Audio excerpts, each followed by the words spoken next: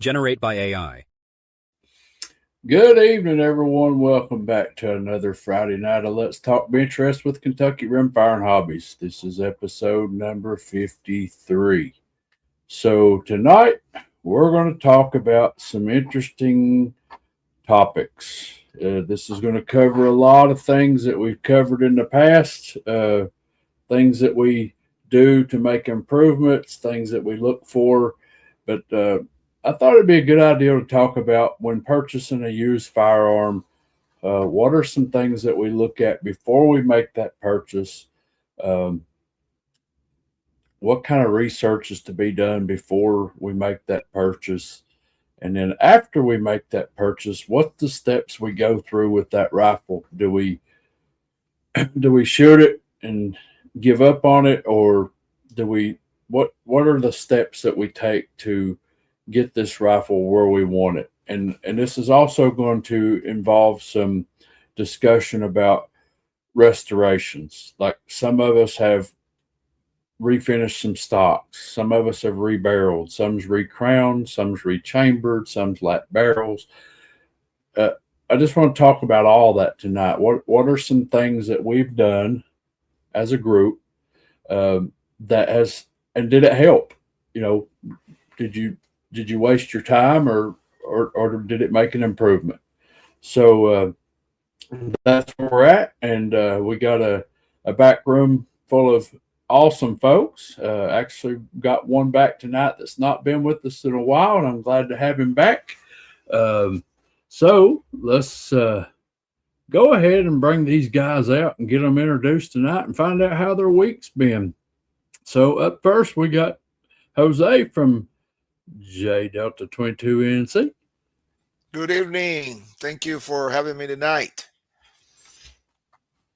My week has been good. Was at the back at Coleman's Creek shooting a 265-yard target. We did much better today that the wind was calm. It was windy here today too. It was a pretty day, but it was like 10, 15 mile an hour winds this evening. So I did not go to the range for multiple reasons. I've been a little bit under the weather this week, and sinuses and allergies, and I'm still snotting and coughing, and it just I'm gonna get there, I promise. But it's been going on for about a week now. It seems like of the mornings when I wake up, that's when I'm the worst. Can't have a hard time getting stuff moving. So, but anyways, up next we got Justin from Kentucky Rimfire. Howdy, guys. Glad to be with you tonight. Had a pretty good week this week. Looking forward to doing some shooting tomorrow. Going to a match tomorrow. Yep, me and Justin are going to take off tomorrow and go to a new territory, somewhere we've never shot before, but they're shooting ABRA tomorrow at 1 o'clock, and we're going to drive down and see what we can do in a little ABRA shoot. We're going to go try not to suck. Try not to suck. Now, you'll never do that. If we suck, if we suck, we'll embrace it. How about that? Now, we'll blame it on the weather. Yeah. All right. Well, up next we got Steve from living in the southwestern part of Virginia. Hello, everybody. Good to see all you guys, and good to see everybody there on the side chat. I got Steve on there tonight because him and his brother are the champions at buying used guns. More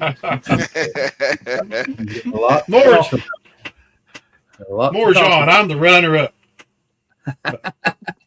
We went shooting today. Hit the range, and there was nobody else there all day long. And I think it's because the wind blew them all away. But still, we had a good time and got some shooting in. So it was a really good day. Well, glad you're here. And glad to be here. Anything new this week? No, nothing new. That one I dropped a short on today at Remington 513T that John bought. He bought it, I don't know, a month ago, 6 weeks ago, something like that. Yeah, That's a good looking rifle. Not bad. Yep, nice rifle. Shoots good too. All right. Well, up next we got Hasbro from an undisclosed location. He's traveling, but he's with us. So, how you doing, Hasbro? Hey guys, doing good. Extremely tired, but Need it. we're on the way to get ready for our grandbaby number 3. So All right. That's exciting. I got to drop the wife off and then drive back down again when she has the babies. Not my wife, my daughter. Tell her to hurry up and have that baby because you got shoots to go to. Yeah, that's true. That's priority. Well, glad you could be here with us tonight, man. Thank you. Be praying for you during your travels. But up next, we got Rimfire Dave over. He's already shopping on his phone tonight. I seen you. Hi, everybody. Good to be here. Good to Dave. see y'all. And I'm up here with Punxsutawney Phil, groundhog, and it's staying in the hole. It rains Yeah. every day, and it's still cold, so I'm not doing much shooting at all. Matter of fact, I'm not shooting hardly anything but being the groundhog. But it's good to see you all. He's telling the truth about being in a hole. He went and got a Wi-Fi extender so he could stay in the basement. I think his wife kicked him out of the house. No, she likes me. Oh yeah, I've seen how she spoils you. You're Dave's a spoiled man. You are spoiled for sure. So, Yep. anyways, Hasbro says he can't really type much with his setups, but hey, y'all, he can't type because he's wore the keyboard out telling everybody how much of a winner he is. No, every time I type, it does this. So Well, now I've got to all right, say well. this. I'm not an instigator, but it seems strange that Hasbro won there last weekend, and you've been sick all week. Yeah. Yeah. hey, Steve, I couldn't hear you. What did you say again, Steve? Is there a correlation? Well, if it matters, the class that I shot against Hasbro in, I beat him. I wasn't in that class. We just talked total score. Yeah. Yeah. He got first in one class, but he was sixth in the other one. He's not telling that. Yeah. Well, up next we got George from Southern Rifle. Well, you know when. Howdy, buddy. George. George. Not So- much going on this week. I mean, it's been the last couple of 3 days been really nice though. I want to know When? why you didn't. I didn't know why you didn't go out there Monday and shoot. I don't even remember Monday. There was snow on It the snowed. Oh hell, that's right. Yeah, 3 inches. ain't that freaking crazy, man? Yeah, 2 inches of damn snow. I was working in it, babe. 70 degrees one day, 2 inches of snow the next day. Yeah, and then it went back up Wow. into the 60s. Crazy. Yeah. Mm-hmm. Yep. And I think that's some weird shit now. Well, everybody, I said we had somebody back that ain't been here in a while. Y'all are probably wondering who it is, but we're gonna go ahead and bring him out of the room because it's been a minute. I'm glad to have him back. But it's none other than Mike from MN Shooting Sports. Hey. Oh, Welcome. Hi, Mike. Hey, did you accidentally boot him too, or what happened? Did I what? Accidentally boot him too?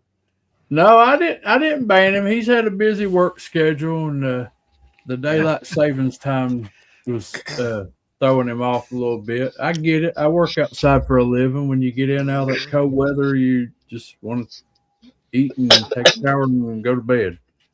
I get Let's it. say, let's say like AOL do. Welcome. You Yep. got mail. So, Some beautiful rifles there, Mike.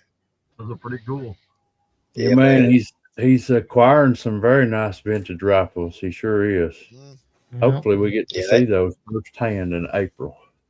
At Might be a 52, couple more coming pretty awesome. quick here, but we'll see how the next few days goes. There's a couple I'm eyeing and thinking about pouncing on, but and not all rim fires. There's some pretty unique old center fire stuff that I kind of want to add to my collection, but Well, I think we're going to have a shoot. We're going to have a center fire shoot at our meetup. So Oh, I didn't know that. yeah, it's just been what you've seen in my videos. Sunday it was blizzard conditions here, and I had to shoot a daisy at 25 feet in the side of my yard here. If you didn't see that video, and I took tomorrow off because I pulled the Redfield off the Annie, and I'm gonna shoot the Supermatch 54 with iron sights for the first time since I've owned it. And I just don't know what I'm going to do because it's supposed to get up to 78 degrees and be sunny tomorrow here in Minnesota. So, your Jeez. snow's You'll gonna have a heat stroke. yeah. Yeah. But now it's Y'all only gonna gonna have- it's y'all only gonna gonna be have like flash 50 flooding. when I go tomorrow morning. But You get the Stay 70s hydrated. with all that snow and ice up there, you're gonna have flash floods. Yeah. That's what's going to be. Stay well, hydrated. pretty quick here. My sump pump's gonna start kicking in once the ground thaws down about 2 feet, and it ain't Yep. gonna stop. It ain't gonna stop running for 6 weeks. So Yeah, Yep. I got one in my house too when it rains here. yeah. Yep. But So glad to be back. Glad to see you all. I'll try to, like Chad was saying, what messes with me is getting up and the sun doesn't come up for 2 hours, and then the sun's down before I leave work at night. And on a Friday night, I just don't want to do anything once. But with it staying light out till 7, 8 o'clock, it motivates me to stay awake a little bit longer instead of plumping down in front of the couch. So, or in front of the You need to TV. hire some of them Somalians over there. I hear they're pretty good workers. Yeah, I could probably lear me a thing or two, right? Yeah. we got laser guy Todd in the side chat. He's changed his name like 3 times. I think he's trying to keep up with Boomstick. I Yeah. don't know. Laser So- Todd Mark III. Yeah. Boomstick, you got some competition out there. Yeah, Boom. He's trying to catch up with you on the name changes, buddy. Well, let's get into our discussion tonight. So we'll just go around the room and so when you go shopping for a gun, and we don't have to be talking just about rimfire, it could be anything. No way. Do you want to just buy a gun that just absolutely shoots? You don't have to do anything to it, or do you look for something to tinker with, restore? When you go looking for a used gun, what are you looking for, or maybe you just got something on your bucket list that you want to knock off? So, Hasbro, you can go first. Well, I tend to get bucket list items, but if I'm looking for something, I get a little picky and sometimes too picky. I want it in pretty good condition. I don't mind restoring a little bit, but so I sort of look at what I'm after. I'm generally not going to go walking in and just impulse buy, almost never. But then I look at condition, and primarily I start with metalwork because I can fix most things in the wood. But there's some things in the metal, and especially in the bore, I can't fix. I think you're dumbing this down a little bit because your wife's in the background. You don't want her to know how much gun shopping you do. Nope, gotta go. That's what it is. That's why you got the headset. Who's winning now, Hasbro? Yeah. So, how about you, Jose? So you're trying to get something that shoots good, right? The best it can shoot, and then I tweak it a little bit, like put in a chassis on or something like that, trigger and things like that. So, How about you, Dave? I pretty much look for the same guns all the time. Rimfire 52s, 40Xs, BSAs, and Schultz's. I just stop and look for those particular rifles, and then I look them over, and I pretty much know the prices and what they're worth.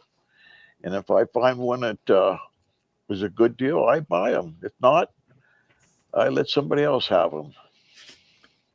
Well, let's hear it from the professional used gun shopper. How about you, That's Steve? right. Yeah, this guy over here. No, Yeah. that's the brother. I'm not as bad as he is quite.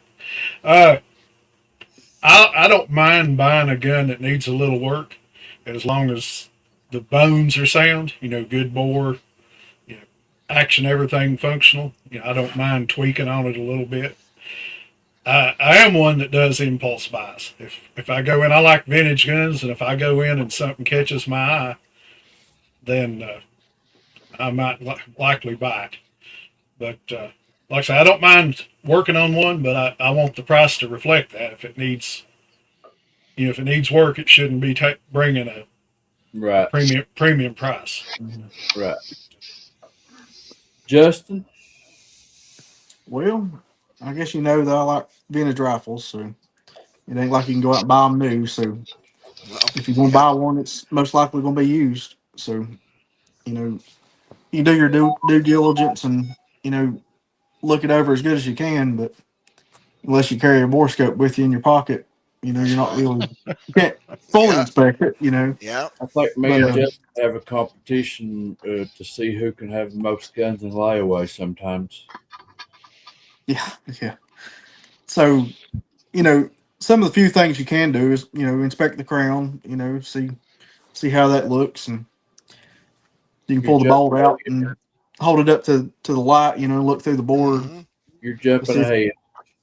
Well, I mean, there's a few things you can do. When you're Yeah. buying one,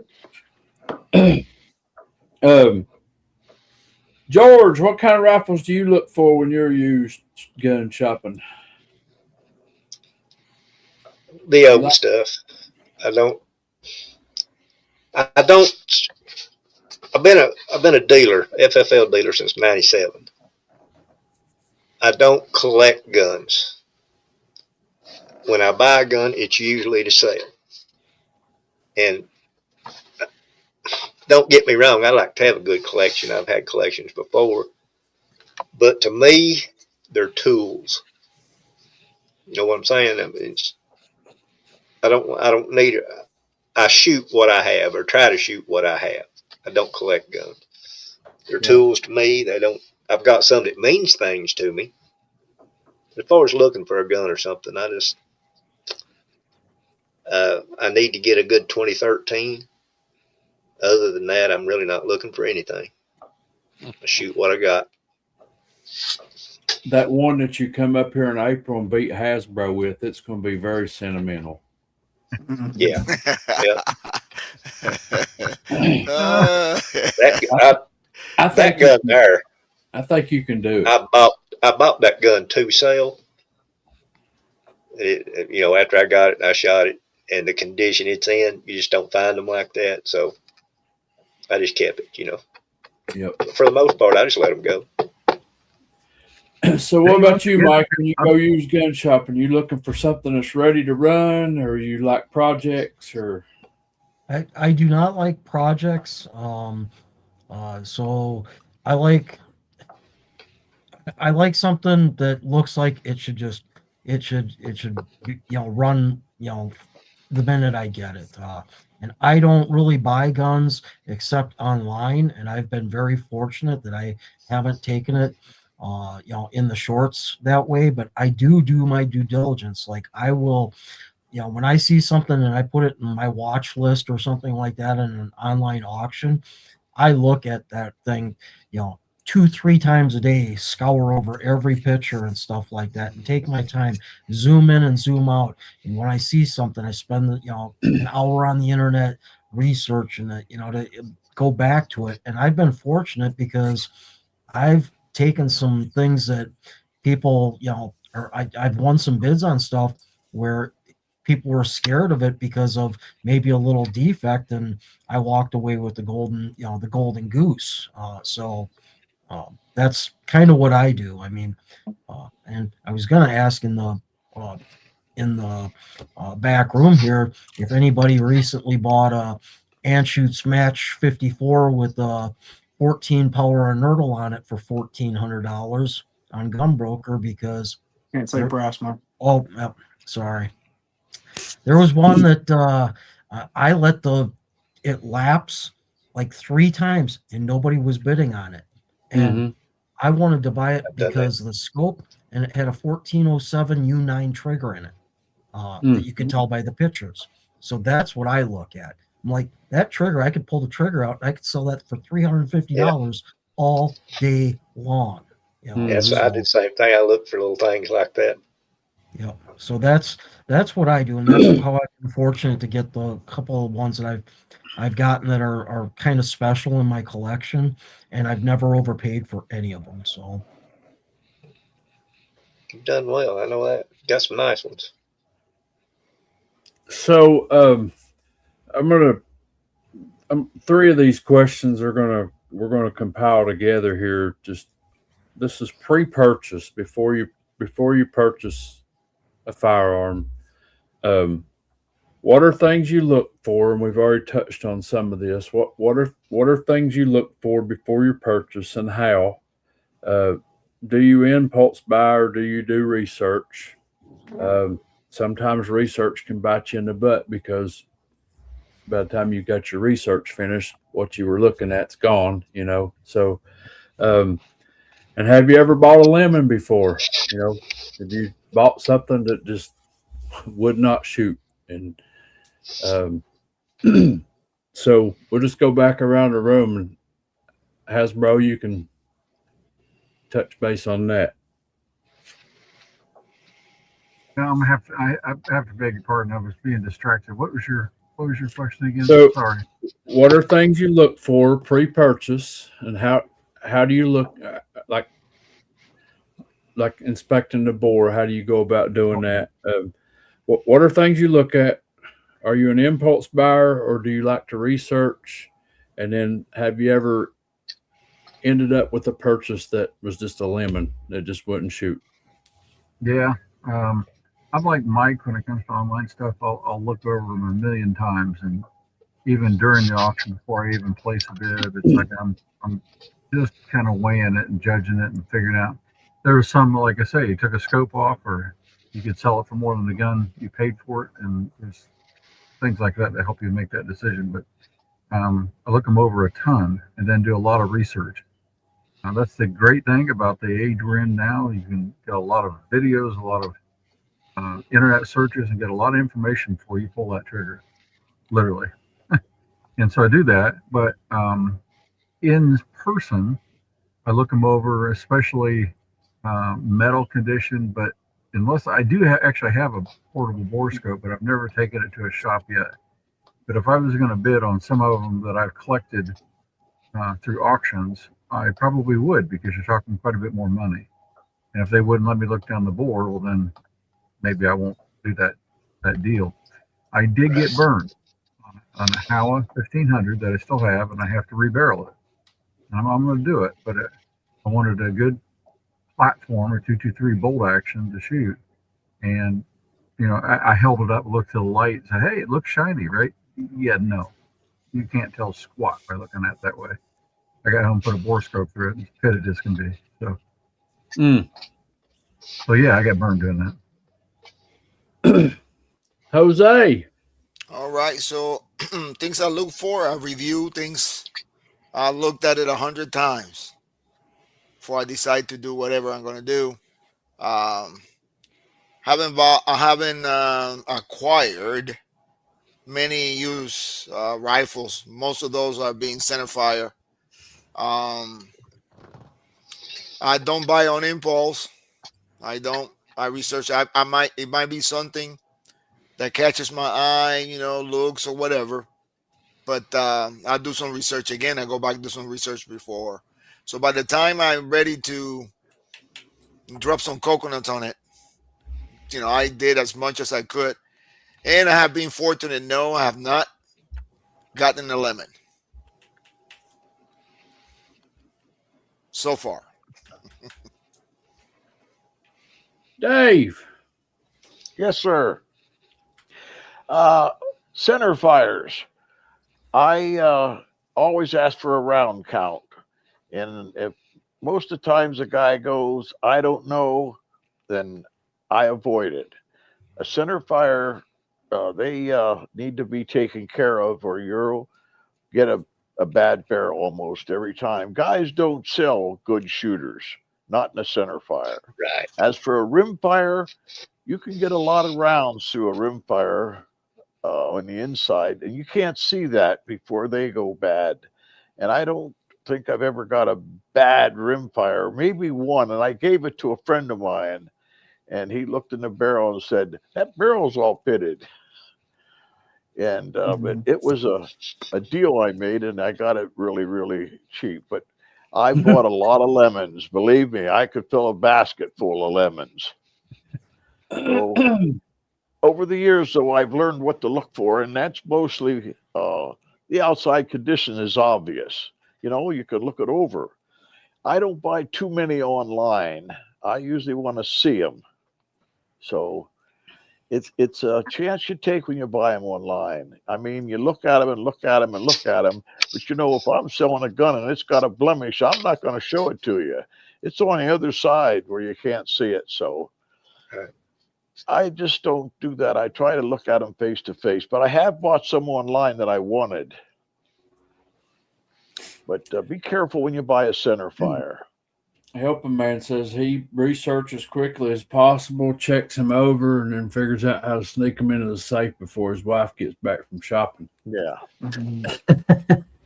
Hillbilly says, I only buy shiny and it looks good. Got to be styling. May not shoot Yeah. good, but it sure does look good, he says. Just so it's gold, Hillbilly's happy. That's half the battle right there. Yeah. So, Steve. Well, these guys have touched on a lot of what I do. You know, if I like I say, I do impulse buy, but if I walk into a shop and I see something that catches my eye, you know, I'll pull my phone out and I'll do a little quick search, see what I can find out about it if it's something I'm not familiar with. Uh, look down the board, you know, see what you can see. Check for the function, the action, everything, see if it seems like it's working right, and just look at the overall general condition. And like I say, if it needs a little something, I don't mind fiddling with it so long as the price reflects what it needs. And as far as lemons, oh, I'm sorry, Oh, I did get a lemon, brand new rifle, my Savage Mark II F. That gun would not shoot. I tried everything in it. I tried Cinerex. I tried Tenex. It would not consistently hold groups. So they delivered it back to Savage today to see if we can get them to fix that problem.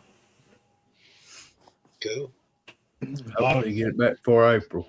Hope so. The way it was shooting, it don't matter. It was not good. Justin. So I buy a lot, you know, of used guns at gun shops, and you know, I do my best to look them over. I've been into, you know, vintage rifles for quite a while, so you know, I've done my research, you know, years ago. Pretty well know what's going on. Every now and then, may see something I've not seen before, but got a lot of friends I can network with. You know, for something I have a question on, I'll take a picture and shoot it to somebody, and you know, pretty well get an answer back within minutes. You know, if I have a question, but you know, online gun buying, look at the seller and see how reputable they are, and if they have, you know, 1,000 transactions and an A+ rating, they're trying to keep that rating. They're not going to sell you a lemon knowingly, you know. And if they do, they'll try to make it right. So, you know, definitely look at their rating before you buy something on Gunbroker. They're going to try to hold that reputation. But luckily, I've had good luck on Gunbroker. I've got some really nice rifles. Like Dave says, you know, with the centerfire rifle, you know, it could be shot out. It could be copper fouled. You know, a lot of people don't have good cleaning techniques, you may just give it a deep clean and line it out. Same way with rim fires, But if you buy it with a price to where the action would cover the price, or maybe some of the accessories on it, then Yep. that's a good buy. Try to negotiate to where that would factor in if you could rebarrel it, or put a new trigger in or whatever. So that's kind of the things I take in consideration. Justin did put a 35 Remington in layaway one time, sight unseen. Yeah. Yeah. A couple times. Yeah. I knew Justin was looking for a 35 Remington, and I came across one. We can't talk about that, Chad. Huh? We can't talk about that. What? His wife don't know. Oh. Yo. She knows what all you carry in that house. Yeah. Anyways. George. Yeah. Well, it depends. If you're buying off a gun broker, make damn sure whatever buyer you're buying from, you read his rules of the sale. Yep. There's a lot of shit to trip you up right there, brother. Yep. Especially make shipping. sure you read everything, because they'll hook you like as far as shipping goes and stuff like that. Man, you ask the seller questions, and go through the gun broker channel. Go through gun broker when you ask those questions. That way they have a record of it. Don't do it on a regular email. Do that all the auction sites as far as that goes. Make sure you read everything. As far as center fires go, it depends on the caliber. Like if you're looking for a 220 Swift or a 22 250, your chances of getting one that the barrel ain't burned out on is pretty damn slim. Yeah. So you need to look at those in person. And most people on these auction sites, they ain't going to go bore scope them for you, or they don't know the round count. If you're buying off, say like Accurate Shooter or somewhere like that, I bought a ton of guns on there. I sold a lot of guns on there. You ask them to take a picture of centerfire, take a picture of the bolt face and the rear of the bolt lugs. If the bolt face is pitted up where they've blowed primers and stuff, the gun's been mistreated. And if the bolt faces eat up, usually the lugs on the back, they haven't greased them or nothing else. And it's a crapshoot, boys. You got to ask questions and have them take pictures if you can.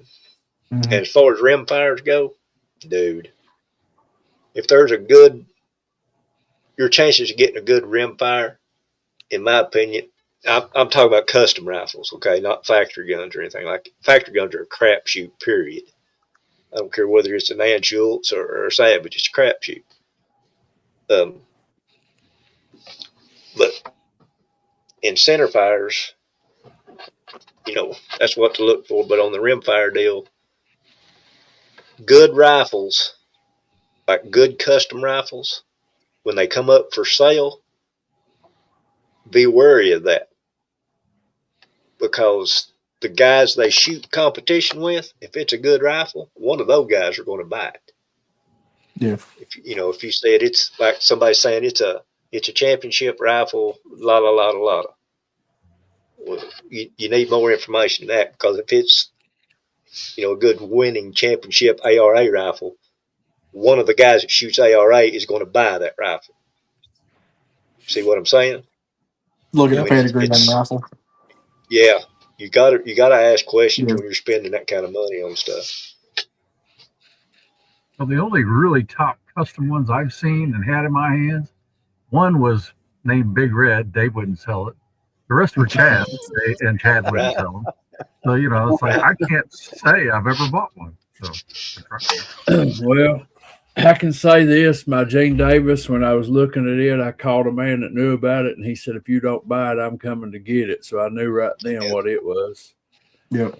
Well, that's one thing. When you get when you get like a Davies or a Penrod or Calfee or something like that, you know your chances are pretty good, and the resale value on them is going to be really good. Yes. And my Calfee rifle, my FFL didn't know what it was when he sold it to me, and he's begged me to sell it back to him, and that's not going to happen. Well, I kind of wondered how you come across that gun the way you did. He had no idea what he had. I'm kind of interested. How did he end up with it? Somebody got out of shooting. He bought it off of one of the locals there that had it. They brought it in and traded it in, and he bought it. And then he's like, "Hey, I got a Winchester 52 you might be interested in." And he named his price, and I was like, "I'll take it." And I got home and I looked and it said Calfee on the barrel, and I called him back and I said, "Did you know this was a Bill Calfee build?" And he said, "No, I did not." And I was like, "Oh, well, cool." So now every time I see him, he's like, "You gonna sell me that Calfee rifle back?" No. Dude, Calfee rifles just in general bring stupid money. Yeah. So, Mike, what are things you look for before you purchase? And do you buy on impulse or you research? And have you bought a lemon before? And I'll let you lead into the next question. You can finish it up with, what is your most prized used gun find? And do you still have it? So, because I kind of jumped ahead on the last part there. The lemon, I've only ever bought one true lemon as far as a used gun, and I didn't buy it online. I bought it at the gun stop here where I get my reloading supplies, and I bought a handful of old vintage rifles from. And it wasn't a vintage rifle; it was a Savage Mark II, whatever the F something or the BTV SS, the thumb hole stock stainless steel bull barrel in 17 HMR, because it had a really good price, and I was like, man, I want a 17 HMR, and that was years ago, and I couldn't get that thing to shoot no matter what I did to it. I put every possible 17 HMR round through it. I spent tons of money on ammo.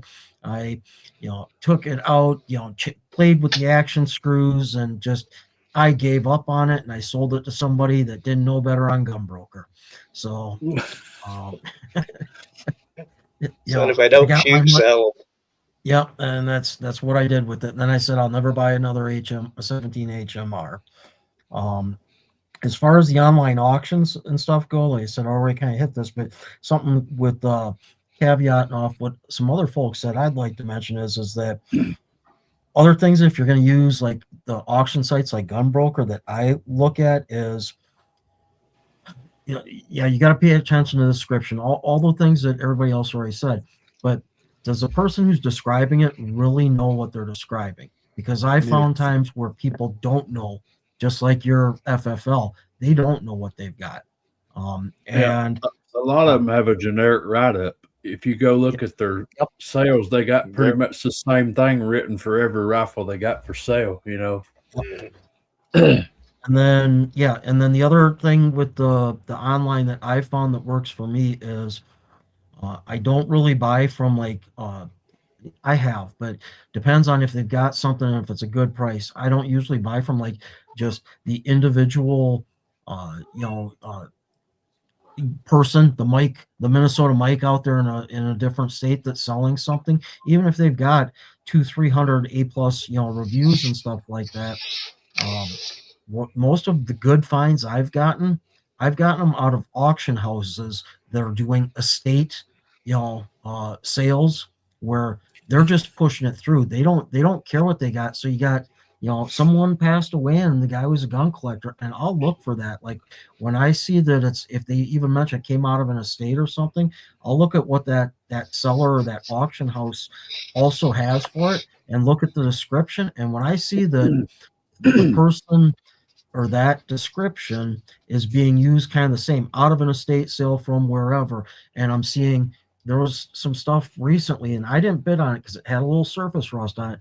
There was a BSA, there was a Winchester 52, there was an Anch and all left-handed bolt action rifles, some really nice rifles. Nothing went for over $600.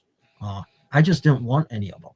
And it was because it was just an auction house that was just pushing it. They didn't care what they got. The family didn't know what they had, and the auction house didn't really care either. Or they're an auction house that just happens to have an FFL and nobody's putting in their due diligence. So that's just something, if anybody's buying from online auctions, it's something to maybe look at that could be helpful. I found it has been. And to lead into your next question, what I said was the seller not knowing what they had. Probably it's not my most prized rifle, but for like a used rifle that I've bought online like that and I've gotten a good deal on, it's my Stevens Model 87M. It's serial number 054 of only 300 ever made, and I paid $285 for it 5 years ago because the seller had no idea what they had. You know, on Gunbroker. Oh, so Yep. And that's Appalachian made a comment back there. It said there are custom guns that get sold that never had good ammo or a good shooter. And that was the story on the Gene Davis. So Mike Gross, he went and bought this rifle from Gene Davis for someone that was wanting to get into bench rest shooting. And it changed hands 2 more times there at the Coal Tipple. And Mike told me, he's like, the guys that had the rifles just never put good ammo through it. You know, they didn't take the time to put good ammo through it. He said, that rifle will shoot. You know, he's like, if you're not going to buy it, let me know. I'll come down there and get it, you know. So, had a bunch of beginning shooters that shot that rifle too. Yeah. Dude, I got, well, he's dead now, but there was an old guy lived down here in Somerset, shot ARA with us all the time. He had some of the best rifles built that you could, Calfee rifles, and shot Standard Plus in them. He refused to buy good ammo for the damn things. So he shot just mediocre. You know, you got to have good ammo even if you have a good rifle. And he had money. Captain Kirk says his CZ's a lemon. For some reason, it don't shoot bullseyes every time like Hasbro's. Reason I threw this up here, I've said this before in some of my videos that I believe in chamber indicators, and I believe in when I recase something, I put snap caps in them and drop the firing pin on it. These aluminum snap caps, if you're buying a gun in person, a rimfire, you should have some of these in your truck, brand new, that you can drop the firing pin on one of these aluminum snap caps and know that it's going to dent and the rim and set off the priming compound, because some of these vintage rifles that I own, you might as well look for a brand new bolt if you break the firing pin, because it's you're not going to machine one, you're not going to get the existing bolt out. So if you spend a bunch of money on a rifle and the firing pin doesn't work and it's built into the bolt mechanism on some of these old vintage non-target rifles, it's never going to shoot. So all right, Hasbro, That's a very good point. Your most prized used rifle find. That's a tough one. Right now, it's going to have to go between the Winchester 52D after recrowning or the Anschutz 54. I got good deals on both of them, but probably right now it's going to be the 52D because it didn't show. I didn't show up well with it at the shoot, but it's just as ammo. I didn't have enough of the really good ammo. Both guns I was shooting shot both, and I couldn't shoot good ammo in both of them. But that gun is it's a pure pleasure to shoot. And so probably the 52D. Jose. My most prized used gun, I guess, is Coco Savage. Oh, there's a tip. Now it looks like... So now, well, maybe in April it might change, but I don't know. I don't know. There's a turncoat. Um, it might not because I went through all that change. Got to paint. I was supposed to say it's pink, but it's purple. So I guess that's most price one. It's a bold man there with that color choice. You know How it. about you, Dave? I would say I have a few I would never get rid of. It probably my Walnut Hill. Yeah, don't those are know. nice. I Yeah. don't know. That's probably that, and I have a 52 that I'm attached to. Well, I think I already know the answer to this question, but Steve, is it going to be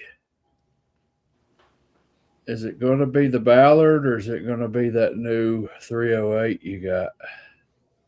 Now that is a balancing act. It's going to be the Ballard.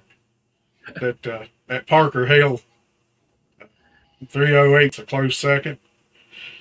I love that rifle. Shot it today. In fact, I threw a scope on it and tried it out and shot it out to 600, and it did real well. Honorable mention too to my Savage Anshoots I got from Mike. I love that rifle too. Justin. Probably my 52C is one of my best used gun purchases. Most of the guns in my collection are used guns. I very seldom buy a brand new gun. I'm just more interested in what was made, from like 1990 back. Some of this new stuff I just don't really care for. I like walnut and blued steel guns. There ain't many of them left in manufacture right now. Rock says his 2500X would be his. Yeah. His flame. It's definitely put him on top of the charts. Yep. So, George. My favorite one that I bought, I guess, be that Anshoots, the 54 with the set trigger. I mean, I love that. Love that rifle. It ain't. If anybody gets it, it'll be a Darwin. He's done. Well, there was at one time you was going to part with that, and then you shot it, and then you was like, "Oh, I'm keeping it." Probably. Yeah. I'll tell you though, my favorite gun to shoot's the one I got off Dave. That Martini Mark III. Yeah. Yeah, that Mark III. I love shooting that rifle. I would rather shoot it than the 52, but the 52 the 54 will outshoot it. But I would rather shoot the Martini. I just love shooting it. Rustic Rimfire says, "Word on the street, somebody got a Springfield 2020." Did you get another one? You're as bad as me. That boy ain't right. So, one of my Springfield 2020s is now at the gunsmith, and when it comes back, it's going to have a little barrel on it. Whoa. That's the kind of unfair I like. Rustic's got So, Oh, dude, I was supposed to send you a trigger, wasn't I? Or was I? yeah, A 3-lever. We'll get it in April, George. you can bring it in April. Okay. Yeah, don't let me forget it. Well, Buck Creek the 4th. Guys, we need to call side chat out. We're about 50 minutes in, and we ain't even called our people out over in the side chat. So let's just type in used guns.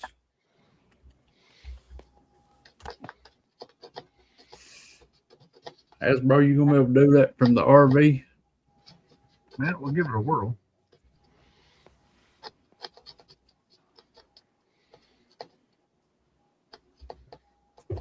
All right, and they are flying by. So first up, of course, is Chad, and then we have me and J Delta, and Rustic. Let's see, Rustic Rimfire's there, but he hadn't typed it in yet. Steve, living Southwest Virginia. Kentucky Justin. We know that better as Mark Shooter. That man can shoot. Ronald Eastman, good to see you out there again. Mike's in the side chat and on the panel as well. Captain Kirk, good to see you out there. Rustic, there he is. Now we get accounting. Appalachian, he's out there. Daryl Gibbs, good to see you as well. Laser Guy, Todd.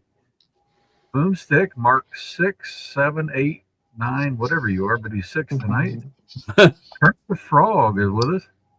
Chips, Mohi 303. I'm glad you're out there too.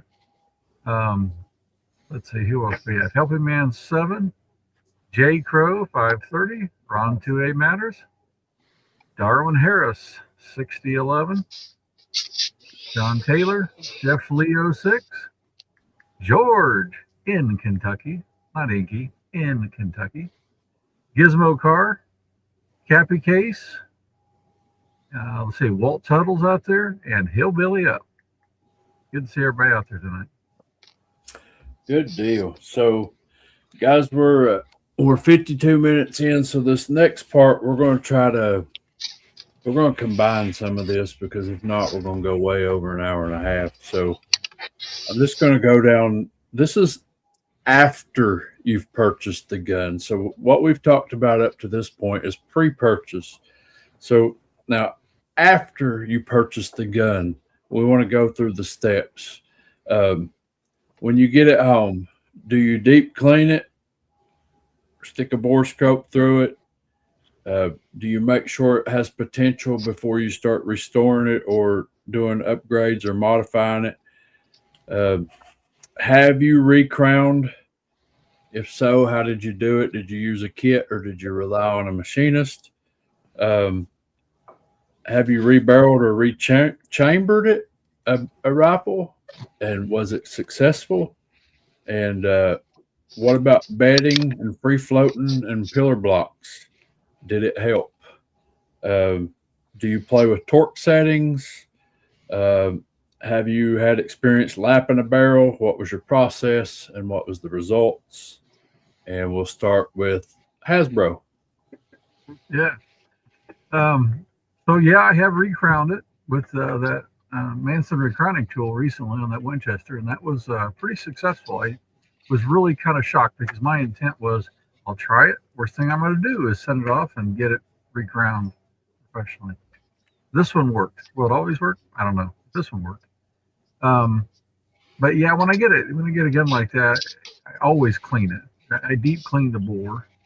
I had light. I would really work to get lead or the copper center fire around and get all that. But I just do light work with JB bore paste and stuff like that until I met that character down there. And now I do heavy work with JB. It's like 3 or 4 hours of work. I'm getting pretty big arms now. Thanks, Dave. But I have done it, and he's right. It makes a big difference. And I did that on that 52 after recrowning it. Well, I'd done it a little before, but I really did it afterwards. And boy, it's something else. It really does help the guns. But do that. So I'll work on the bore. I generally don't take the bolts apart. I'll clean them real well, put a little light oil, and then I take some compressed air and blow the oil into them until I find out how they're acting. And if they're not acting well, then I take them apart. But everything's fine. I'm not going to take it apart for no reason. And that's just sort of me. And then, of course, I always look at triggers, and they're adjustable. I'll work on them. Before we go any further, Hasbro, I have a crow to pick with you. Oh, I'm ready. Let's move. So, you know how you always talk about me buying stuff out from under you and beating you to it and all that? Yeah, it's happened a lot. Yeah, well, I had a CZ gun barrel coming to me from Indiana, and just so happened you gave this person a ride, and that barrel never made it. Well, it's in the back of my truck. You too could have this barrel.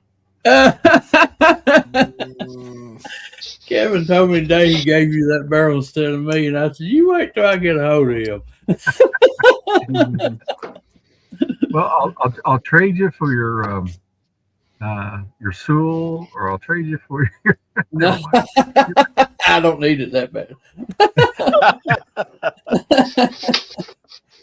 You All right, guys. Jose, what about you? All right, so I do a deep cleaning. 90% I remove action screws, take all that oil out. I always use a rod with clean it, put it back together. Um, it depends on what I buy and what I get. Most of the time, I go and test it first. I shoot it with different ammo, and then I started doing, the changing, just to put a better chassis to make me more comfortable. No, I have never recrowned a barrel. Um, if I have to, I'll take it to one of you guys, Mr. Dave. I know he'll help me out. I'll take it to a real gunsmith. No, never betted an action before. Um, I have rebarreled some CZs because it's very easy. You know, two screws, you take them out, put them in. No betting. I do make sure that my rifles are completely free floated. That's why most of the time I put them on a chassis. They come in a plastic stock. And I don't know if you covered this one or not, the torque settings. So I do play with the torque settings all the time.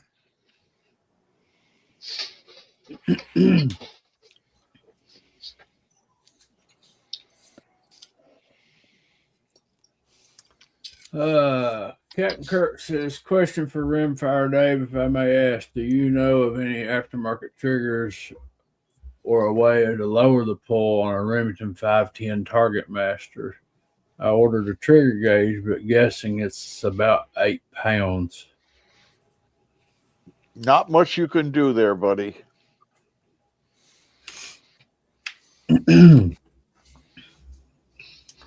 So, and Rusted Rimfire saying deep clean and bore scope, rechamber, new target, crown, and worked great on the Springfield 2020. You just start an argument over in the side chat. 2020 is a curse word around here. All right, Dave. Well, now you know you could go. I know right you to the next repowered one. one of them. Yeah. So, I do a deep cleaning and I take the barrels off and the bolts apart and I do whatever it needs, And everybody knows that I try to help anybody out that needs, with their rifle. So, yes, I've done it all, I think. So, Steve? I get one. I'll clean it good, light lubrication, and then take it to the range and shoot it. See what it'll do. And then, depending on what I see, if it's something that needs a little work, or if I want to upgrade it, I'll go ahead and do that. Never bedded one before, never crowned one before. Rebarreling, I've rebarreled 1022s, which is, a monkey can do that. Did help John rebarrel a Marlin Glenfield rifle one time. That was fun. But we did that. But like I say, most of mine is just clean it and shoot it and see what it does. that's what to do. And So- Chad does this, and he does this a lot. All of us do, but Chad especially. He'll take a rifle that doesn't shoot and just start with simple things, right? Exactly. And Yes. you mentioned like free floating. I took a standard plastic stock, the cheapest 1022 you can get, took the barrel band off, free floated it, and cut the groups to 1/3 the size they were before that. It was amazing the difference. It's the simple stuff sometimes, like you said. Yep. We ran into that today. John had bought a CZ MTR. It was used.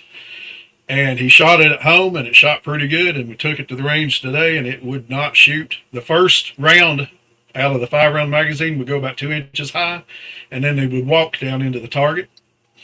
Couldn't figure it out, tried different ammo, and it ended up it was the magazine. Switched to a 10-round polymer magazine, shot great, single feeded, shoot great. But for some reason, the gun did not like that 5-round metal mag. Probably hitting the bottom of the bolt, I guess, or something. Maybe, but the same magazine will run in my MTR with no problem. It's And guys, we've touched on this before. There's so many things that affects these rim fires. Even Dave has talked about it in the past. If it's not shooting, he'll change the scope on it. Why does he change the scope? Because every scope weighs different. Balance changes the balance point of the gun. It changes the harmonics of the barrel, and he'll try a different scope. And sometimes that will improve the accuracy. So when we say tinkering and playing around with these things, there's endless things that can be looked at to try to improve accuracy. Could be something wrong with the scope causing inaccuracy. Right. Yeah. Yep. Scope, mounts. Yep. Yep. Just On eBay being sold to Minnesota Mike.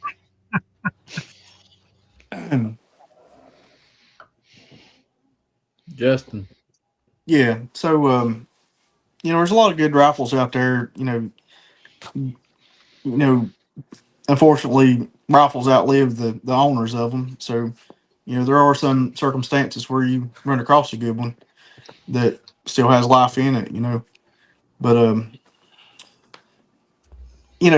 when I do get a used rifle, a lot of times I'll take it and shoot it and baseline it. To see where you're at with it. Like Steve was saying there, and if you have vertical string or something, then that's normally a telltale sign of a bedding issue, or torque settings, whatever, or maybe free floating. But there's different little indicators with what's going on with the rifle, and it'll kind of give you some indication on what you need to do to solve the problem. But definitely take it and baseline it first before you go tinkering with it, and don't do too many changes at one time. Take it simple. Do one thing, shoot it. Do something else, shoot it. You'll end up doing something and not know what actually fixed it if you do too many things at one time. I'm not saying waste a lot of ammo, but take it slow and make sure what you're actually doing is helping. Before you go on to something else, and don't give up too quick. Don't. Sometimes it might be you. Let somebody else shoot it. Yep. Could be your setup. Could be your rest. Don't be quick to blame the gun. George. Well, first thing, clean them. I mean, everybody's already said it. I mean, that's the go-to, especially automatics. I don't know how many automatics I've bought in 22 rimfire that wouldn't shoot. People say, "Well, it hangs up. It's worthless." And all it is this: they haven't cleaned it. Mm-hmm. They fill them full of oil and expect them to shoot because they're oily, and that's the worst thing you can do to a damn automatic. Oil the damn thing. Oil tracks dirt. Yep. Especially 1022, or I don't know how many Model 60s I've bought that way that people thought were junk because they wouldn't shoot, and all it was that they just dirty. Yeah, I bought a Model 60 one time. Guy said it wouldn't shoot, and I took it apart, and it was like somebody poured sand down in it. Yeah. And I've seen there's some bad ones out there. I took gun scrubber and cleaned it out, and cleaned it top to bottom, put it back together, and it run flawless. I remember one of the first Model 60s I ever bought, and it wouldn't shoot two in a row. And this was back before the internet. And I didn't know how to take it apart or anything like that. But I managed to get it out of the stock, and seeing it was just caked. And I cleaned it up the best I could, and I thought about it a little bit. And I went and I just took the action, stuck right down in a big old pot of boiling water. And let that boiling water clean that action. And it did, and that thing worked slick as a gun. So. Yeah. Hillbilly asked a question a while ago, said because he sleeps with his high point every night, does that mean he's bedding it? And Daryl Gibbs come back and said, you better be careful with the lube, Hillbilly. You might get a rash. Yeah, but I want to see him explain this to Ames. So, Mike, So when I get something used new to me, I first thing I do is I run a dry patch down it. That's just an indicator for me because, like you said, when you can put your naked eye down it, you can think it looks clean, and it might be filthy inside. So, uh, and then I determine based off of that, am I gonna how many more patches, or if I'm gonna patch it anymore at all after that. And then I pull the bolt out. I look at the bolt face, and that's my indicator. Do I really need to clean this? Because maybe it's already clean, right? One area that I do always dig into because people fail to do it are the ejector cutouts.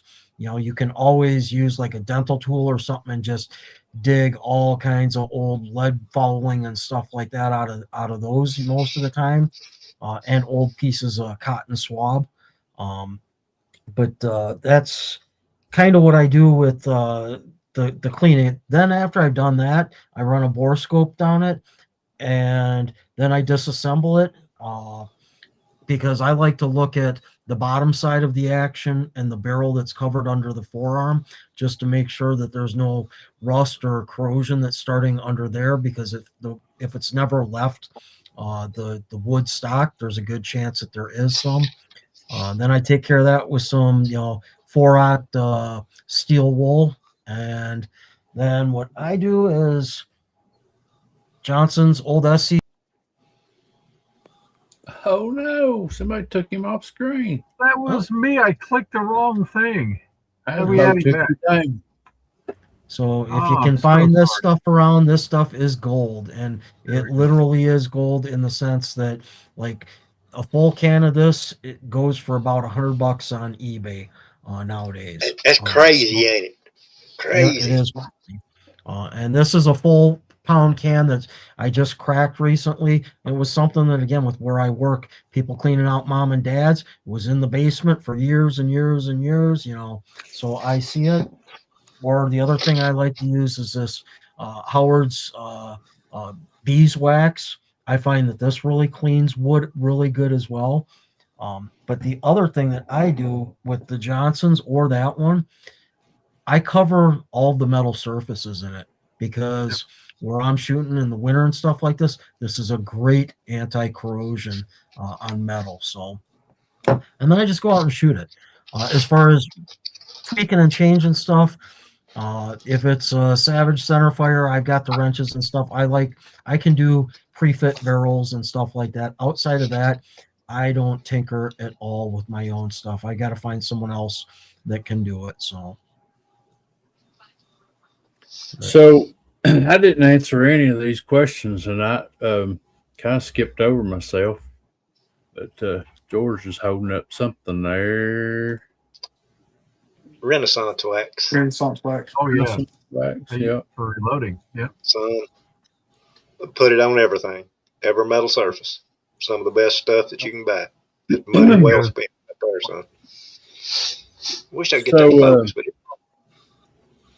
anyway, Renaissance wax. As far as myself, I didn't answer any of the questions. A lemon, I don't think I've. There's bench rest rifles and there's target rifles, and I got some that are capable of bench rest shooting, and I got some that are just plinking rifles, and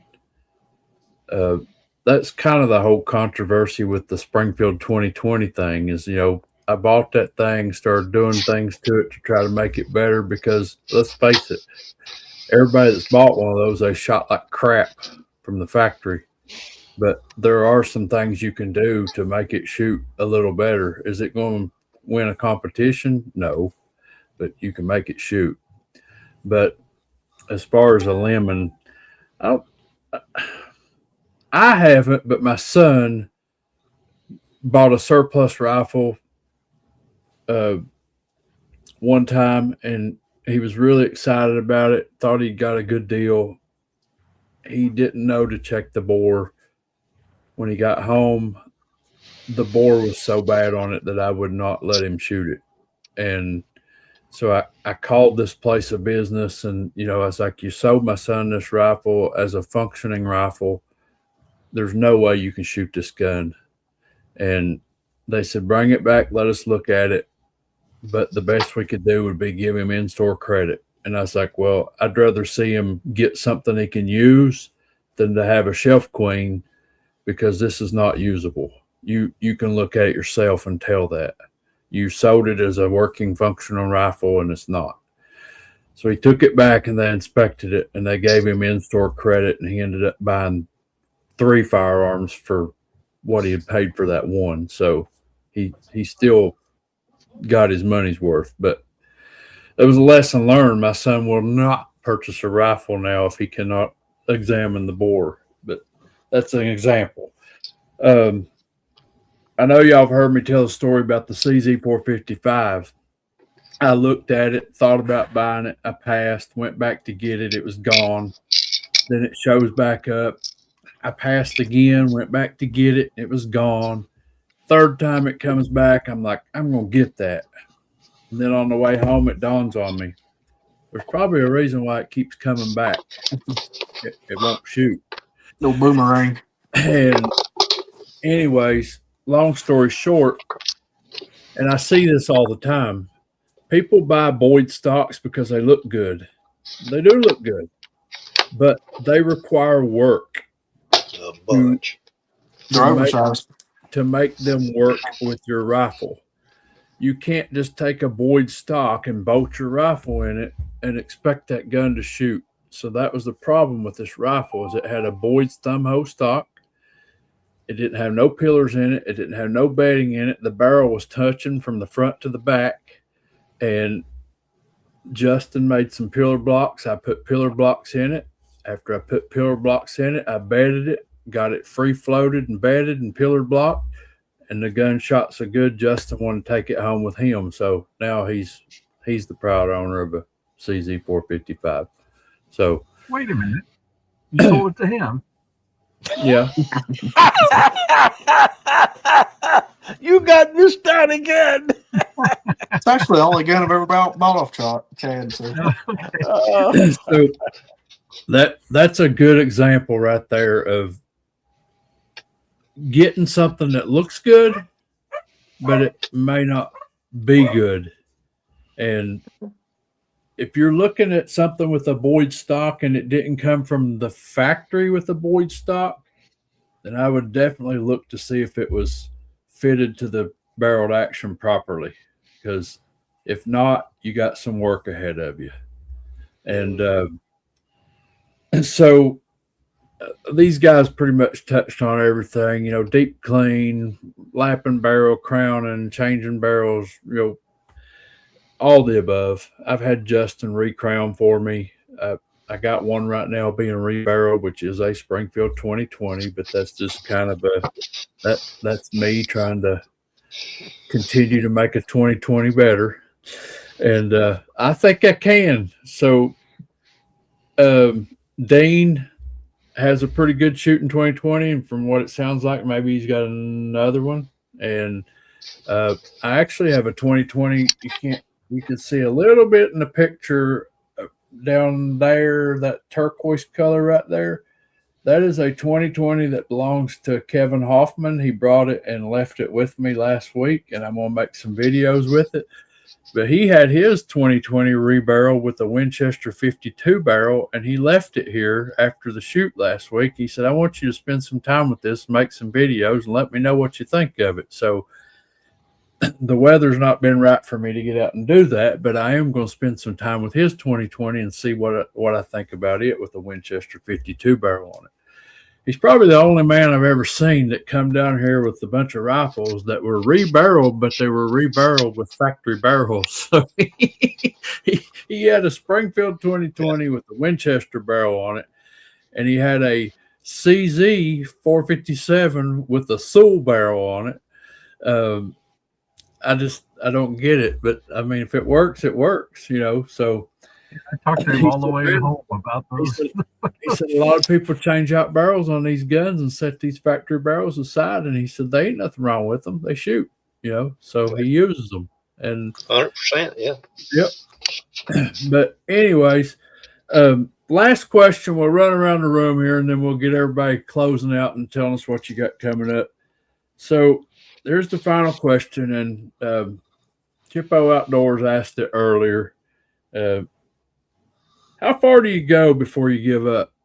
And if you do give up, what do you do with it? Do you keep it and shelf it, or do you pass it on and pawn it off on somebody else? I try not to get rid of a firearm myself to somebody that I know if I know it's not a good shooting rifle. And like I said in the beginning with the Springfield 2020, it'll always be my rifle. I'm not going to pass that on to somebody else. I knew what it was when I got it, and I got it for content purposes, and it served me well for that purpose. I'm going to make one of those shoot. I have made one shoot, but I want one that don't have to have a mid-barrel tuner or a tuner. I want one that's just been rebarreled, recrowned, chambered, that'll shoot good. And I'm gonna make it happen. I'm bound to determine. But anyways, Hasbro, how far do you go before you give up? And what do you do if you do give up? Do you pawn it off on somebody, or do you just stick it aside and hold it and then give it to your buddy Chad later? That's exactly my plan. I got a barrel for you, buddy, sitting in the back of my truck. No, it's like I'm kind of like you. I don't want to give away a problem unless the person knows it ahead of time. So just like Hillbilly's done to me, he gave me his BCA barrel, and then I got I got 5 hours of polishing work on it. Dave, you'd be proud of that one. Turned it to BCA until a very, very polished. I won't say what it is yet. We're going to find out together. But I have had occasion, like right when COVID hit, I wanted something to do because we were all stuck at home, and so I built a 6.5 Grendel, and the only barrel of anything I could get was a BCA Grendel barrel, and I proceeded to spend about $400 of my own time and ammo, realizing that barrel will never shoot. So what I did was deep cleaned it and did a raffle and gave it away. Okay, here's the targets. Here's what it'll shoot. If you're happy with that, you can have it. Right. So I gave it away. But if it's a problem, yeah, I don't pass it on to somebody else if I know it. Right. I try to fix it. And so far, I've been able to fix most of the issues. So. Jose. I go as far as I can with ammo, try different ammos and all that, torque settings, basic stuff. And if it doesn't come around, I won't pass it on. I just own it because I don't want somebody to go through the same thing like I did, So, yeah, I won't change barrels or anything like that if there's no potential on it. So Captain Kirk says I'm making him self-conscious over his factory Boyd's at 1.457. So Captain Kirk, if it came from the factory with a Boyd stock, then 9 times out of 10 it's fitted correctly. The Savage, I know Walmart has a Savage that comes in a Boyd stock. I think it's green. That should be fitted properly. The CZ that comes in a Boyd stock, that should be fitted properly. It's when somebody goes and buys a Boyd stock on their own and just bolts that action in there, that's when it's not fitted properly. If they don't bed it or pillar block it or free float it, they just bolt it in there and tighten it down, that's where the problem is. You have a factory. I had a 457 at one that shot really good. They come from the factory. They're you don't have to worry about it. So I didn't mean to make you think you might have got a lemon. So although you can't hit the bullseye every time like Hasbro. So Dave. Quality rifles, I spend the time and get them shooting. If I have to rebarrel them or crown them or whatever, but like a Marlin or 2020s or whatever, There's a guy in Kentucky. I knock off $100 when I pay for him, and he takes them. So I sold him several rifles. You know, it. He seems to be happy with it, and you know, you can't make out on every deal. So I take a little bit of loss, and he's happy. You know, so. But if it's a I quality love every, rifle, I love 40X. everything I've ever gotten from you, Dave. Hey, Justin, that boy in Kentucky just ain't right in the head, is he? Hell, I mean, I had a 2020 that just did not shoot, and I thought I'll never be able to sell this. Nobody will buy it when I show them the targets. But this guy in Kentucky said, "I'll take it." So I mean, I You, lost some money on it, you, but you know, it is what it is. And same with other rifles. I had a BSA once that just it shot pretty good, but it was pitted. But this guy in Kentucky says, "I'll take it," and so it's gone. I don't have time to fool with rifles that I can't. I know from experience. I just there's no way without rebarreling it, and then they get to the point where you put more money in them than they're worth. So it's time to offload them, take your loss, and move on. And that's what I yeah. do. I buy and sell a lot of guns, so I take a lot of losses, and sometimes I do all right. But if you have a guy in Kentucky that helps you out, then you know your losses aren't as bad. But All right, Steve. Only one I've had that just really was a problem was that Savage Mark II. And like I say, I sent it back to Savage. But I worked with that rifle. I shot several hundred rounds through it and clean and shoot and clean and shoot and shoot really good ammo through it, and it just wouldn't shoot. So I sent it to Savage. We'll see if they give me something any better. And if not, I guess I'll determine then what I'm going to do with it. there's a guy in Kentucky. Sell it to the guy in Kentucky. Well, There we I go. will say that you all have seen the video proof that the BSA, even though it might have had some pitting in the barrel, it shoots. And the only one that the 2020 I got for the purpose of rebarreling it, so we're good there. And And the then Marlin? Dave gave me the Marlin, and it did have some pitting in it, and we tried to get it to shoot, but it wouldn't. But that was no big deal. We went on eBay and got us a factory barrel for it and put a factory barrel on it, and it's good now. So, and that gun's sentimental to me. So that was my first rifle, and Dave replaced it because mine got stolen, and that means a lot to me. So, all joking aside, Dave's never pawned nothing off on me that was not good. So, Well, you know the story of it, you know. We got a chuckle out of it. yeah. Yeah. Justin. Well, any used gun that I'm looking at, normally it's got an action that could be rebarreled, you know. And you know, I'm taking a chance on the barrel to shoot good. If it don't, you know, you're a barrel away from having a good rifle, you know. Right, exactly. So, you know, I normally don't pay war price for anything, so you know, I try to get into something to where if you know you did need to rebarrel it, you could come out okay, you know. So that's the best way to do it, you know. It is.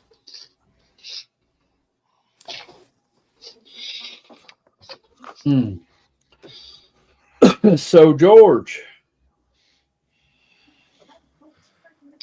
I'm kind of like Justin right there.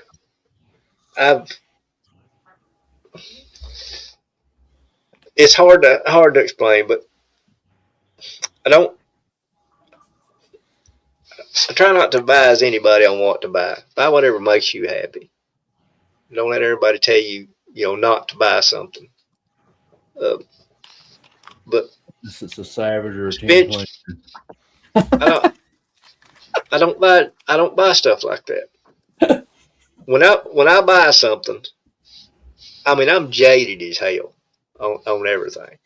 But when I buy something, like if I buy a centerfire or something, it's usually something I can rebarrel. And when I buy it, I try to buy it cheap enough that I know I can rebarrel it. and move it on down the road. I won't sell anything that don't shoot without letting them know it don't shoot. I'm like the rest of you there. You know, I got a Sell it little as bit of an action, reputation. you know. I've built so many, built them. I've had built so many guns over the years. It's ridiculous. And some of the best shooting guns in the country. And people ask me, so why in the world would you sell that? To me, it's a tool.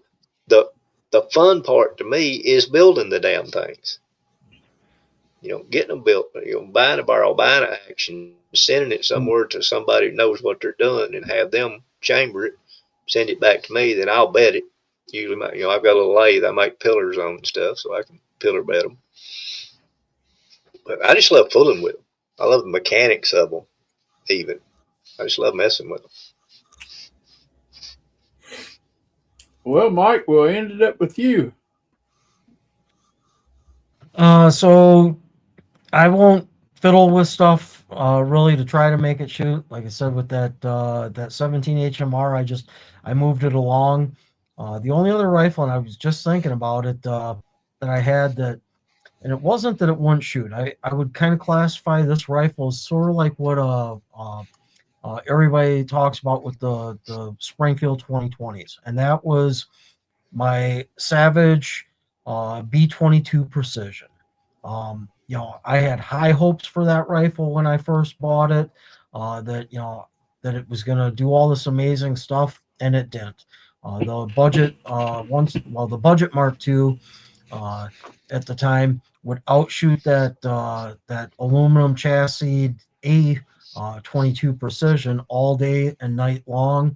And the whole reason the one screw budget Mark II turned into the one screw budget Mark II is I had a couple cocktails and thought maybe I could take the action screw studs out of my Mark II and then change the position on them to get them where they would fit in that aluminum chassis that the B22 Precision came in, you know, and then, you know, have something that would shoot. And I broke the action screw or the action stud off of the front of that one. But anyhow, point I'm trying to make is that's the only other rifle I ever had. And I sold that one. I sold that one to someone that bought it off of my website, and I sent it to them, full knowing that, look, there's all kinds of videos of me shooting it, ammo testing it. You know, this is about what you're going to get. You're going to get a minute of angle, you know, rifles, what you're going to get, you know, so you're not going to get any more than that out of a Savage B22 Precision. So, Mike, I got a question for you. Are you recommending, if you can't get a gun shoot, to break off an action screw? Is that what you're really saying? Well, the gun shot before I did that, but it shoots even better with the duct tape and missing action screw now. And when I'm really feeling frosty, I put this barrel tuner that I picked up. It's a little lopsided, and, you know, you got to make sure you keep it tight. But, you know, if I put that on there, and you might just want to be watching, you know, crossing your T's and dotting your I's, you know, at the end of next month here when that thing rolls into Kentucky. So, oh, it's coming. Oh, Yeah. good. That's good. Scavenge is waiting on it. Well, we might have to run for some pink slips or something.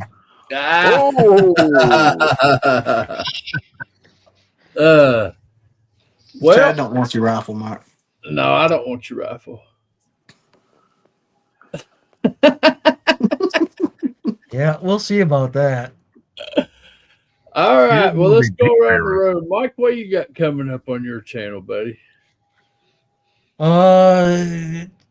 Tomorrow or the next day, I can't remember when I got it set up for, but there'll be another 40x video dropping pretty soon here. Now that I put the iron sights back on it, took the scope off, and this week I'm going to try to get to the range and shoot a few more videos. I pulled the Redfield off the Supermatch 54, and I'm going to shoot some different iron sight targets with that. I've got to get back out with the weather holds up here and do some more iron sight shooting with the Mark to the Make Iron Sights Great Again Mark II FVT, and start showcasing that a little bit again here. But that's pretty much what's I've got going on. No matches coming up anytime soon. There was one that I thought was going on Sunday, which is part of why I took tomorrow off. But they changed the date of the match to tomorrow, and I'm not ready for it. I was going to actually take the one screw, or not the one screw. I was going to take the Mark II FVT, the Make Iron Sights Great Again. I was going to take that to an NRL match and shoot an NRL match with Iron Sights. Was my plan for Sunday, because I know I can do it. I'm not going to hit those half and quarter inch targets, but I'll hit those 2 and 3 inch targets with that thing. So It'll be cool.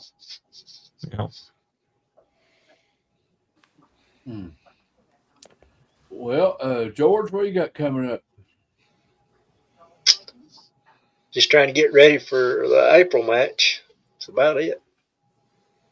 Got a lot of nothing coming up. What about the damn? What about center fire shoot you was talking about? What's up with that at the meet?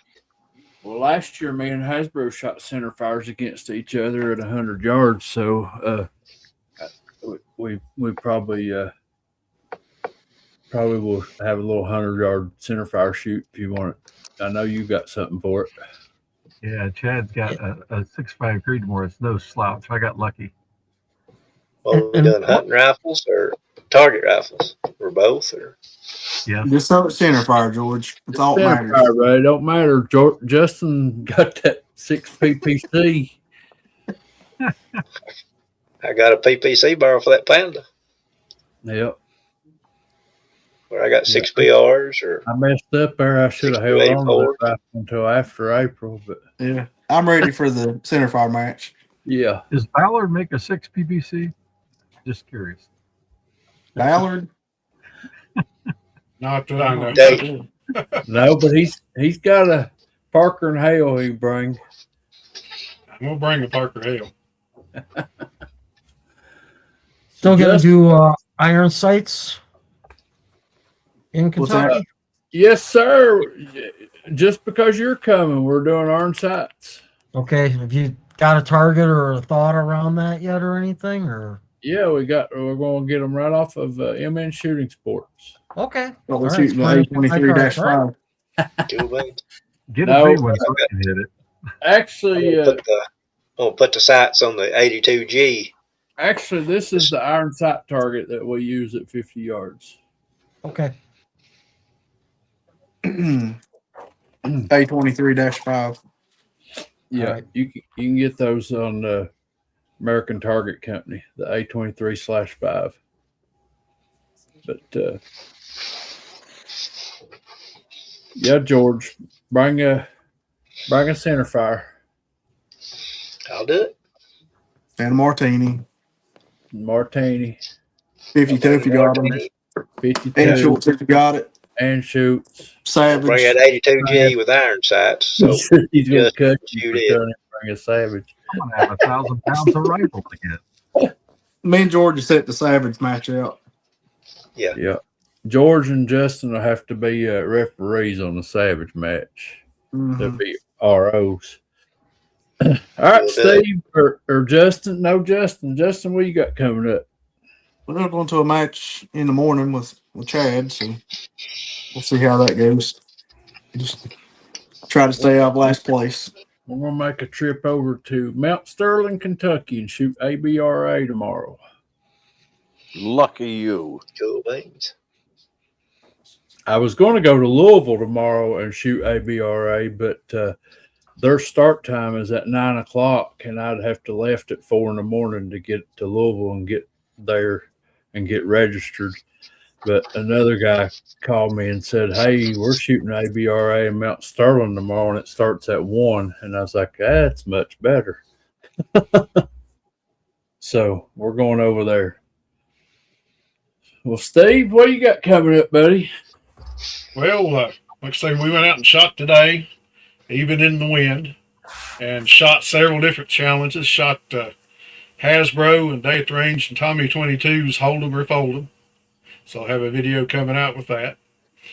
Shot the 4 cards for UBR Rimfire for George, and I'll have a video coming out for that. And then several attempts at the Make Iron Sights Great Again aperture sight target with a couple of John's rifles that he had. And I think now, Mike, after you shot that Stevens pistol, I'm going to have to find me a North American Arms 22 revolver and try that with it. But, Yeah, I've got a whatever the heck it is, Ruger something 6-shooter 22 that's got really good sights on it. That I'm thinking I might go out there and do it again too, because I prodded Elijah there a little bit in that video, and he spoke up a little bit, and then there's some private text messages that went back and forth around it too. I'm like, well, you're afraid. You always talk about doing it, but you don't ever get out here and do it. So I've got one of those Ruger single 6s. I may have to drag it out and give that a try. Yep, that's what it is. Yep, the single 6. Yep. But yeah, Good pistols. They are. But several videos coming out. That was a lot of fun shooting that. I'm glad you guys did that, because I would have never in a million years tried to shoot a pistol at 50 yards. But when you guys did it, I was like, why not? Why not? So. Yeah. Actually, it's John's idea. He tried it first, and I thought, well, I've got to give it a shot too. So, Rustic Remfire's calling you boys out over there. He says he's got a BSA Sportsman 15 that he'll put against any Iron Sight 22 out there. Ooh, boy, that's saying a lot. Well, I figure Boomstick ought to be jumping in here any minute, because he's got one of those like 24-inch, Heritage revolver, I think 22s or something like that, where the barrel's halfway to the target, Yep. So, where was we, Steve? Got me. We're going to Dave. Going to Dave. It's supposed to be 40 tomorrow and windy and rain all day. The next warm day is next Thursday or Wednesday is supposed to get to 44. So I'll just be groundhogging it for the next week. I'll try to bid a couple rifles. Can y'all tell Dave's upset he hasn't been to the gun range in months? Look at my finger. It won't even move. You got a BB gun now, you can keep it warmed up. I do. If that finger doesn't work well, you don't need Big Red, right? You know what? It may be for sale next year. I'm going to do a big new gun this year. Oh, really? We got to hear about that. You wouldn't hear for the pre-show. He's also working on an Anschutz bench rest that he's going to bring down to Kentucky in April. Cool. There we go.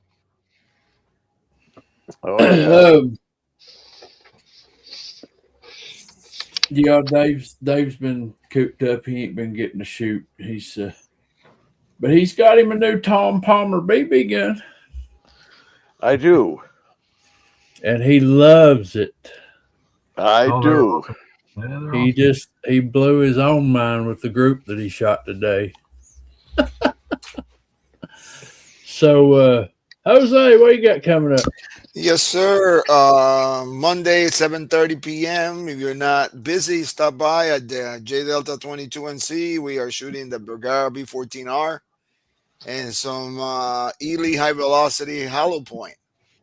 So, yes. And then at the Smoking 22 on Tuesday, premiere, we're shooting Wally's new Voodoo built. Shooting at a UBR target. So stop by there too, 7:30 Tuesday if you're not busy. Thank you for having me tonight. Hasbro wants to see Dave mount a Unerdle on his Tom Palmer BB gun. The scope will be longer than the barrel. Rumor has it he's looking for another 499B so he can hop it up himself. So, yep, no rumor. That's true. But Hasbro, what you got coming up, buddy?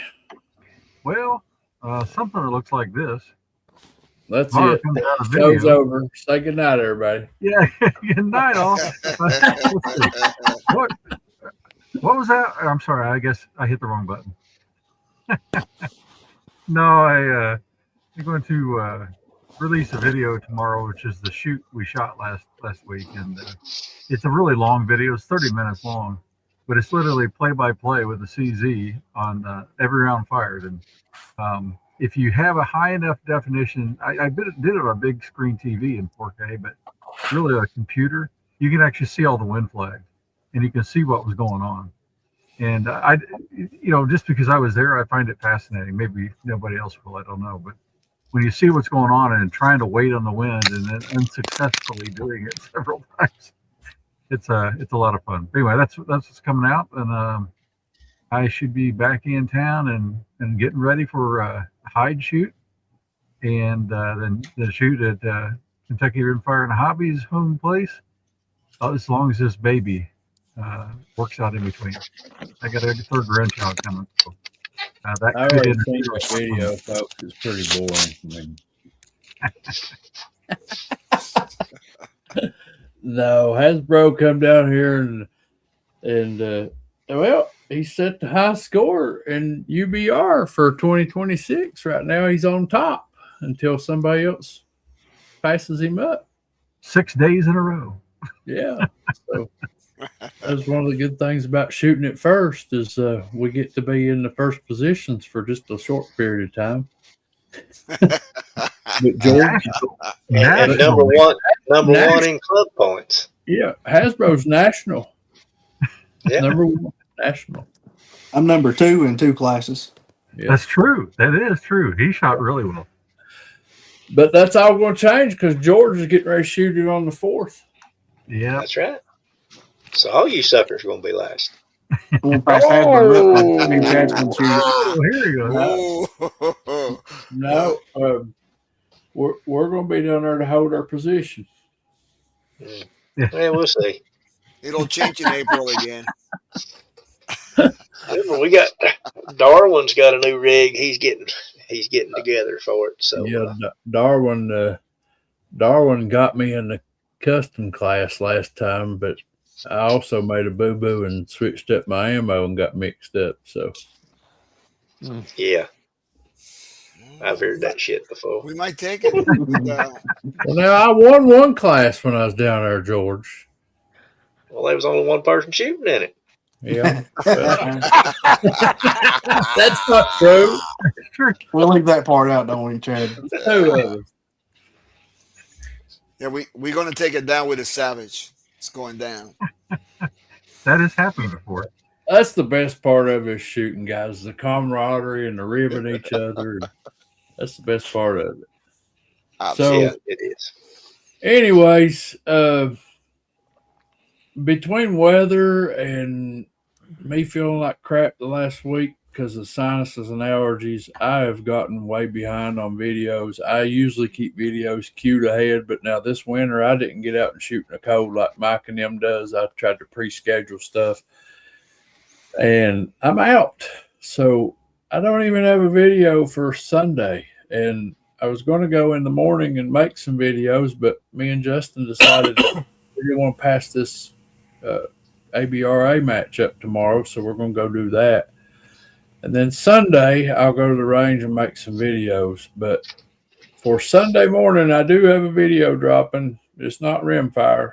It's 22, but it's actually a new pellet rifle I got. And it actually might just keep up with some of these rimfires. It blows my mind at how well this rifle shoots. So, but I thought that I would go ahead and throw that out on my main channel and give you guys just a taste of what I'm doing over on my secondary channel. And maybe some people will want to come over and check that out and join that channel too. Subscribe anyway. And, but that's what you're getting Sunday morning is a pellet gun video until I can get some more made. I apologize if that's not what you like, but that's what I got for this week. And Does So the sound y'all move come with back, your mouth in these ones? huh? Does the sound move with your mouth? Yeah, I got the whole microphone situation figured out. Yeah. Okay.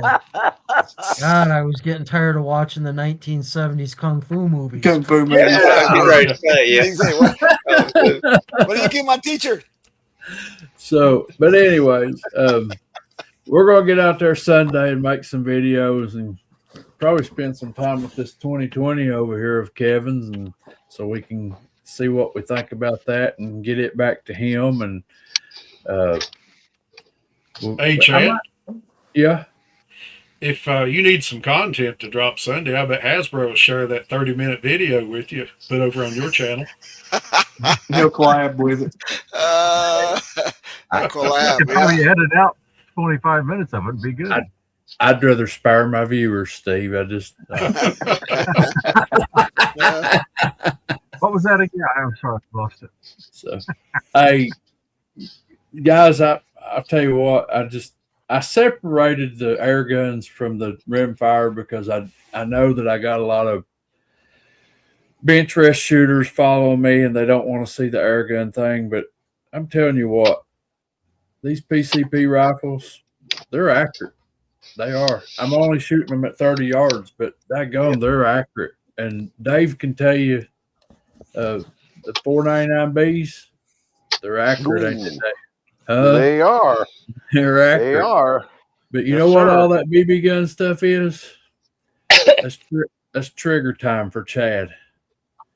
And Oh, I can go out in the backyard and shoot a PCP, and my finger won't end up like Dave's. And so, anyways, I'm enjoying them. They shoot good, but they're just like a rimfire. You got to chase down the right pellet for the gun. They're all different. So, anyways, same thing. great show tonight. Appreciate everybody in the side chat. Appreciate everybody being here on the panel. Really glad Minnesota Mike made it back with us this week. see you, Mike. Glad to have you back, buddy. Still waiting on a Stevens episode to finish up our vintage rifles. So, Yeah, we'll get around to that. I'm looking forward to that. Justin messaged me this morning. He's got some other ideas for some topics. So we still got good stuff coming for you guys here on Let's Talk Benchrest. So y'all come back next Friday and see us. Say good night, everybody. Good night. We leave the Good light night, on everybody. here.